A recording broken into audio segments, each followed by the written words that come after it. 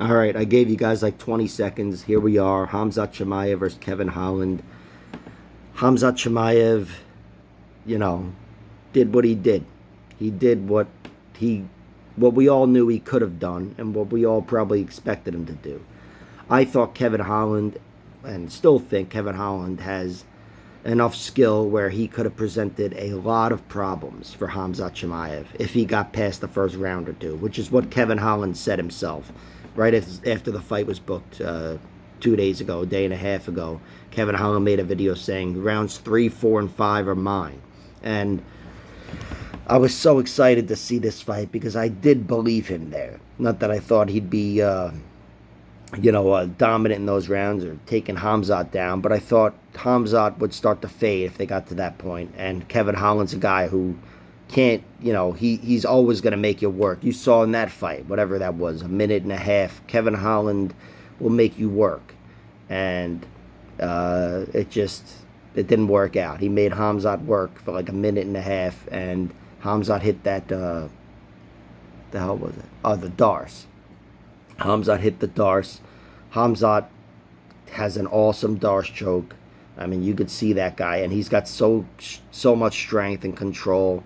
Kevin Holland's got that longer, skinnier frame, and it was over as soon as he locked that up.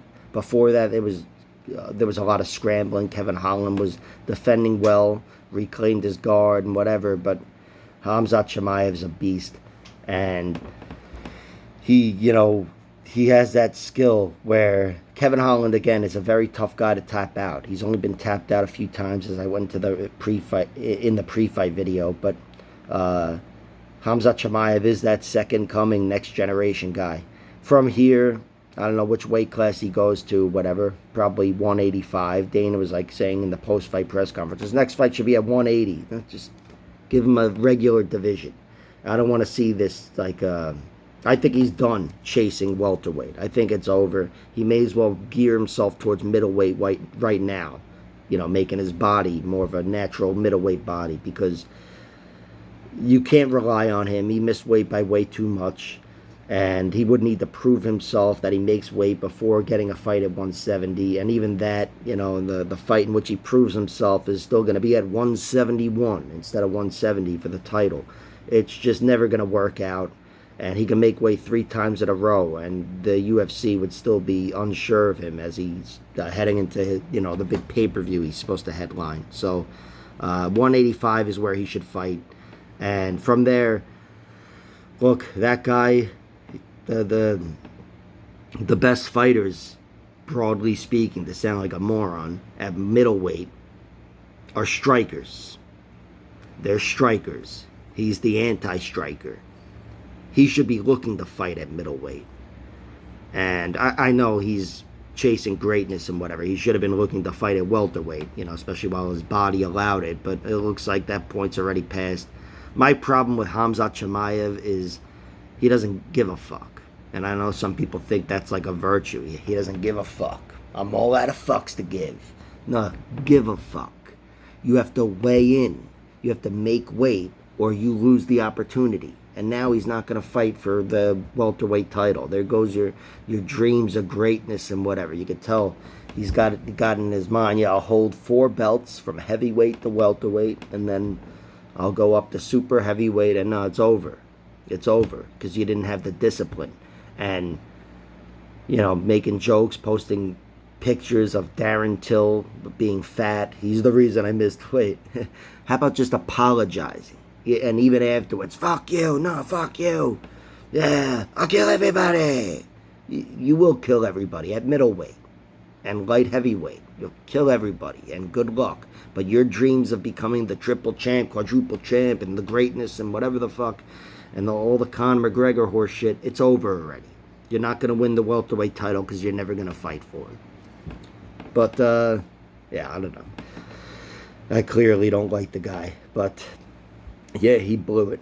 He smoked Kevin Holland, and now that's a big victory. Carries some weight at both weight classes, so it's got some weight at middleweight, and he should be gunning for a fight that's going to get him in title contention at middleweight, if he's not already a title challenger. Because, look, the guy put the work in already at welterweight. He's, he could have been fighting for the title back, 2 years ago when he first arrived on the scene. We were all looking for him to fight Leon Edwards, who was ranked number 2 in the world, after just a few months. And he was booked to fight him 4 times or whatever.